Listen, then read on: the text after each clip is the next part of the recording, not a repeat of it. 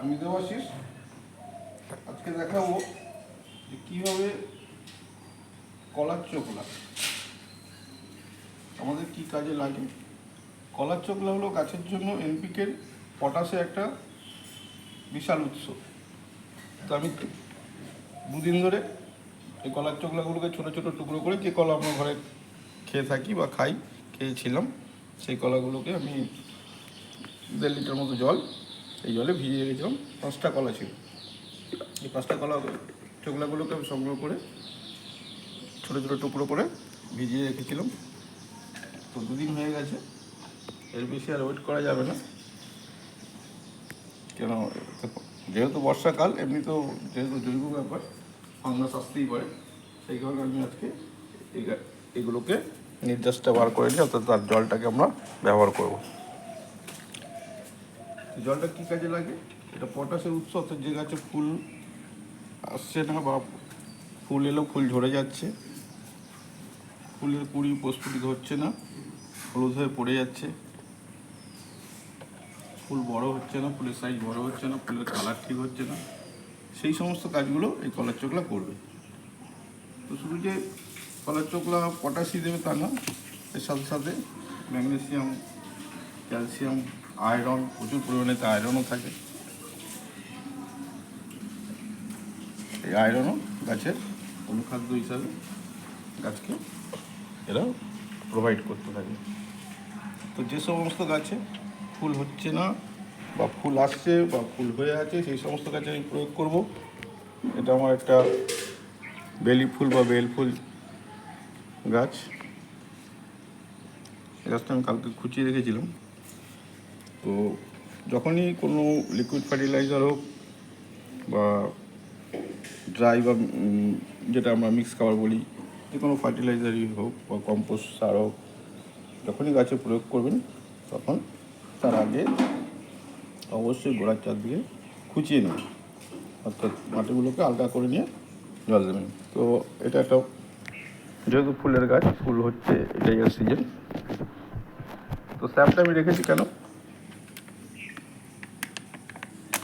Fungus লেগে যাওয়ার একটা ভয় থাকে, যেহেতু জৈব উপায়ে তৈরি করা পচনশীল বস্তু, মানে পচনশীল বস্তু চোকলাগুলোকে পচিয়ে তার নির্যাস থেকে বার করা হয়েছে। সুতরাং আমরা একটু করে ওই গাছের গোড়ায় স্যাপ প্রয়োগ করে দেবো। এই প্রক্রিয়াটা আপনারা করতে পারেন, এই জলের সাথে মিশিয়ে নিতে পারেন। তো এটাও করা যায়, বা এটা করলেও ভালো। তো আমি মেশাইনি, আপনাদের সুবিধার্থে আমি এটা মিশিয়ে দিচ্ছি। মোটামুটি 5 গ্রাম, আমার এই চামচটা 5 গ্রামের চামচ, 5 গ্রাম স্যাপ এটা মিশিয়ে নেব। তাতে কেউ ফাঙ্গাস লাগার ভয়টা থাকবে না। আপনাদের কাছে যদি স্যাপ না থাকে, ব্যাবিস্টিনও প্রয়োগ করতে পারেন, বা ব্যাবিস্টিন হলে 2 থেকে 2.5 গ্রাম। স্যাপ যা লাগে ব্যাবিস্টিন তার অর্ধেক পরিমাণ লাগে। তো গাছটা প্রয়োগ করে দিচ্ছি। খুব বেশি প্রয়োগ করবে না, কেন আমাদের যে আউটলেটের জন্য ড্রেনেজ যে ব্যবস্থা থাকে, সেই ড্রেনেজ দিয়ে এই জলটা বেরিয়ে যেতে পারে। তো একটা 8 ইঞ্চি 10 ইঞ্চি টবের জন্য 150 থেকে 200 গ্রাম, 150 থেকে 200 ml জলই যথেষ্ট। এটা আমার একটা আছে বোগেনভিলিয়া গাছ, এও ফুল দিচ্ছে, এতেও আমি অল্প স্বল্প প্রয়োগ করব। এটাও আছে একটা বোগেনভিলিয়া গাছ, এতে প্রয়োগ করে দিলাম।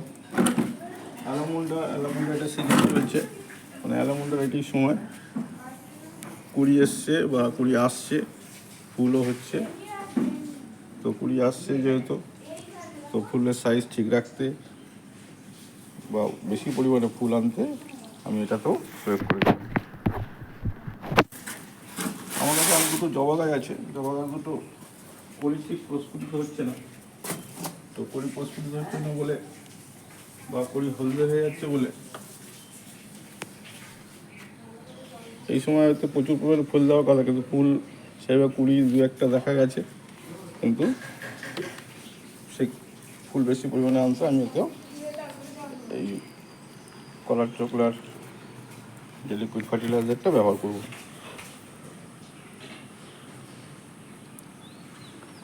এটা আমার একটা জবা ফুল গাছ।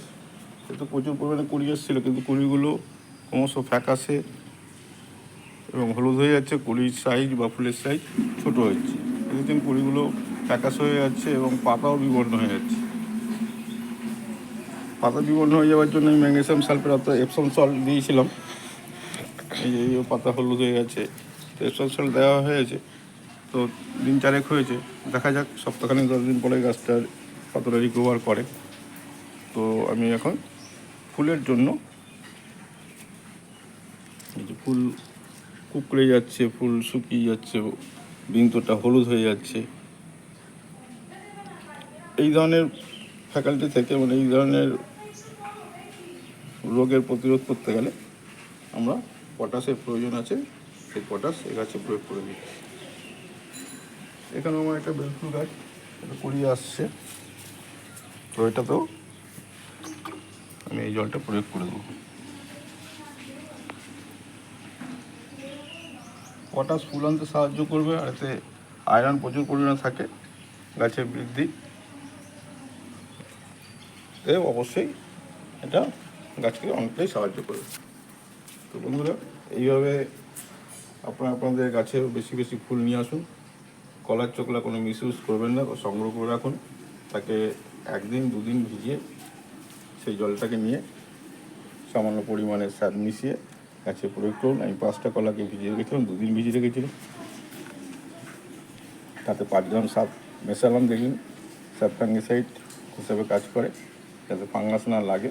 তাই আমি এতে স্যাপ সমেত এই কলার চোখলাটাকে ব্যবহার করলাম। কলার চোখলা নির্যাস অর্থাৎ যে জলটা আমরা পেয়েছি সেই জলটাকে ব্যবহার করলাম। তো পটাশের উৎস হিসাবে, আয়রনের উৎস হিসাবে, ক্যালসিয়াম উৎস হিসাবে পটাশকে আপনারা এইভাবে কলার চোখলাকে ব্যবহার করে আপনার গাছে প্রয়োগ করুন এবং গাছে বেশি বেশি পরিমাণে ফুল নিয়ে আসুন। ধন্যবাদ বন্ধুরা। আমার চ্যানেলটি দেবাশিস দেবের নামে আছে, সোনালি গার্ডেনিং। আপনারা আমার চ্যানেলটিকে সাবস্ক্রাইব করবেন আর এইভাবে আপনার গাছকে করুন, আপনার ছাদ বাগানকে ফুলে সাজিয়ে তুলুন। ভিডিওটি যদি ভালো লাগে অবশ্যই একটা সাবস্ক্রাইব করবেন। ধন্যবাদ।